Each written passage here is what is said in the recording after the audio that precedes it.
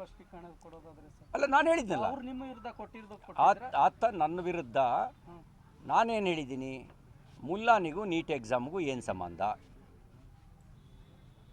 ಈಗಲೂ ಕೇಳ್ತಾ ಇದ್ದೀನಿ, ಮುಲ್ಲಾನಿಗೂ ನೀಟ್ ಎಕ್ಸಾಮ್ಗೂ ಏನು ಸಂಬಂಧ? ಮುಲ್ಲಾನ ಎದೆ ಸೀಳಿದ್ರೆ 3 ಅಕ್ಷರ ಇಲ್ಲ, ಆ ಮಾತನ್ನು ಹೇಳಿದ್ದೀನಿ. ಹಾಗೆಯೇ ಪೆಟ್ರೋಲ್ ಟ್ಯಾಂಕಿಗೆ ಬೆಂಕಿ ಹಾಕ್ತಿದ್ದ ಮುಲ್ಲಾನ ಬಗ್ಗೆ ಮಾತಾಡಿದ್ದೀನಿ.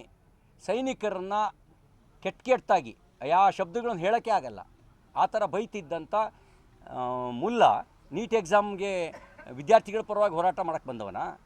ವಿದ್ಯಾರ್ಥಿ ಪರವಾಗಿ ಹೋರಾಟ ಮಾಡೋಕ್ಕೆ ಬರೋದಾದರೆ ನಮ್ಮ ವಿದ್ಯಾರ್ಥಿಗಳಲ್ಲಿ ದೇಶಭಕ್ತಿ ಇಲ್ವಾ? ಸೈನಿಕರ ಬಗ್ಗೆ ಗೌರವ ಇಲ್ವಾ? ಅವರು ಸೈನ್ಯದ ವಿರುದ್ಧ ಮಾತಾಡ್ತಾರಾ? ಸೈನ್ಯದ ವಿರುದ್ಧ ಮಾತಾಡೋನು ಯಾರು ಹೇಳಿ?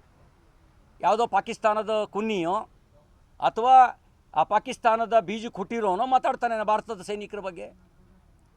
ಹೌದಾನೆ? ನಾನು ಇದ್ರ ಬಗ್ಗೆ ಮಾತಾಡಿದ್ದೀನಿ, ಆತನ ಬಗ್ಗೆ ಮಾತಾಡಿದ್ದೀನಿ. ಹಾಂ ಸರ್, ಇನ್ನೊಂದು ಕಡೆ ಸೋಷಿಯಲ್ ಮೀಡಿಯಾದಲ್ಲಿ ಪ್ರದೇಶ ಕಾಂಗ್ರೆಸ್ ಅಲ್ಲ, ಅವರು ನೋಟಿಸು ಇವತ್ತೇ ಹಾಜರಾಗಬೇಕು ಅಂತ ಹೇಳಿದ್ರು. ನಾನಿಲ್ಲಪ್ಪ, ಪೂರ್ವ ಯೋಜಿತ ಪ್ರವಾಸಗಳಿದ್ದಾವೆ, ರೈತರ ಕಷ್ಟ ಕೇಳೋಕ್ಕೆ ಬರ್ತೀನಿ ಅಂತ ಹೇಳಿದ್ದೀನಿ, ನಾಳೆಗೆ ಹೋಗಬೇಕು ಅಂತ ಹೇಳಿ ಇವತ್ತು ಬರೋಕ್ಕಾಗಲ್ಲ ಅಂತ ನಮ್ಮ ವಕೀಲರ ಮೂಲಕ ಕಳಿಸಿದ್ವಿ. ತಾವು ಹೇಳ್ದಂಗೆ ನಿನ್ನೆ ನಿಮ್ಮನ್ನ ಅರೆಸ್ಟ್ ಮಾಡೋ ರೀತಿ ಪರಿಸ್ಥಿತಿ ನಿರ್ಮಾಣ ಆಗಿತ್ತಾ ಸರ್? ಅದೇನು ನಮಗೆ ಸೂಚನೆ ಇತ್ತು, ಏನಾರು ಮಾಡಿ ಅರೆಸ್ಟ್ ಮಾಡಿ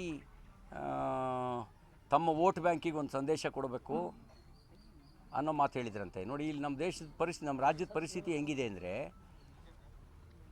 ನಡೆದಾಡುವ ದೇವರು ಅಂತ ಭಾವಿಸ್ತೀವಿ ವೀರೇಂದ್ರ ಹೆಗಡೆಯವರು. ಅವರು ಧರ್ಮಸ್ಥಳದಲ್ಲಿ ಸಹಭೋಜನದ ವ್ಯವಸ್ಥೆಯನ್ನು 60 ವರ್ಷದ ಹಿಂದೆ ಮಾಡಿದ್ರು.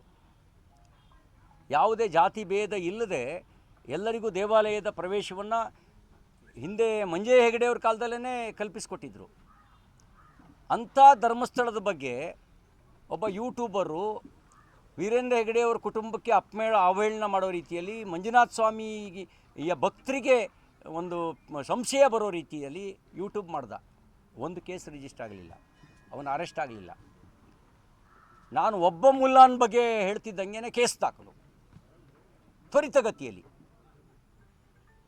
ಅಂದರೆ ಹಿಂದೂ ದೇವರನ್ನ ಅಪಮಾನ ಮಾಡ್ಬೋದು. ಭಗವಾನ್ ಅನ್ನೋನು, ಹೆಸರು ಭಗವಾನು, ಬುದ್ಧಿಯೆಲ್ಲ ಸೈತಾನ.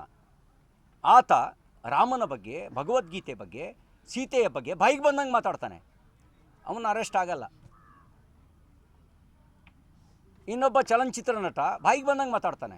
ಮತ್ತು ಇವರ UPA ಪಕ್ಷದ ಜೊತೆಗಿರ್ತಕ್ಕಂಥ ಒಬ್ಬ ರಾಜ್ಯದ ಮುಖ್ಯಮಂತ್ರಿಯ ಮಗ ಸನಾತನ ಧರ್ಮದ ಬಗ್ಗೆ, ಅಪಮಾನದ ಬಗ್ಗೆ ಮಾತಾಡ್ತಾನೆ. ಕಾಂಗ್ರೆಸ್ ಪಕ್ಷದ ನಾಯಕರು, ಲೋಕಸಭೆ ವಿರೋಧ ಪಕ್ಷದ ನಾಯಕರು ಹಿಂದೂ ಮತ್ಲಬ್ ಝೂಟ್, ಹಿಂದೂ ಮತ್ಲಬ್ ಹಿಂಸಾ ಇದನ್ನು ಮಾತಾಡ್ತಾರೆ. ಅಂದರೆ ಹಿಂದೂ ಅಂದರೆ ಝೂಟ, ಹಿಂದೂ ಅಂದರೆ ಹಿಂಸನ? ಇದೆಲ್ಲ ನೀವು ಕೇಳಿದಿರಿ. ಹಾಗಿದ್ದರೆ CT ರವಿ ಮುಲ್ಲಾನ್ ಬಗ್ಗೆ ಮಾತಾಡೋದು ಕೇಸ್ ಹಾಕೋದು ಅನ್ನೋದಾದರೆ, ಹಿಂದೂ ಮತ್ಲಬ್ ಹಿಂಸಾ, ಹಿಂದೂ ಮತ್ಲಬ್ ಝೂಟ್ ಅಂತ ಹೇಳ್ದಂಥವನ ಮೇಲೂ ಕೇಸ್ ಹಾಕ್ಬೇಕಲ್ವಾ? ಹಾಕಿದಾರಾ? ಕೇಸ್ ಕೊಟ್ಟರೆ ಕೇಸ್ ಹಾಕೋ ಧೈರ್ಯ ಇದೆಯೇ ಅವರಿಗೆ? ಅಂದರೆ ಇವರಿಗೆ ಹಿಂದೂ ದೇವರುಗಳು ಸದರ, ಹಿಂದೂಗಳನ್ನ ಜಾತಿ ಹೆಸರಲ್ಲಿ ಹೊಡೆದಾಡೋದು. ಈ ನೀತಿಯ ವಿರುದ್ಧ ಧ್ವನಿ ಎತ್ತೀನಿ. ಈ ಮೂಲಕ ನಾನು ಬಾಯಿ ಕಟ್ಟಕ್ಕಾಗಲ್ಲ. ಯಾರು ಯಾವ ಕಾರಣಕ್ಕೆ ರಾಜಕಾರಣಕ್ಕೆ ಬಂದಿದ್ದಾರೋ ಗೊತ್ತಿಲ್ಲ. ನಾನು ಬಡವರ ಪರವಾಗಿ, ರೈತರ ಪರವಾಗಿ, ಹಿಂದೂಗಳು ಧ್ವನಿಯಾಗಬೇಕು ಅಂತಲೇ ರಾಜಕಾರಣಕ್ಕೆ ಬಂದಿದ್ದೀನಿ.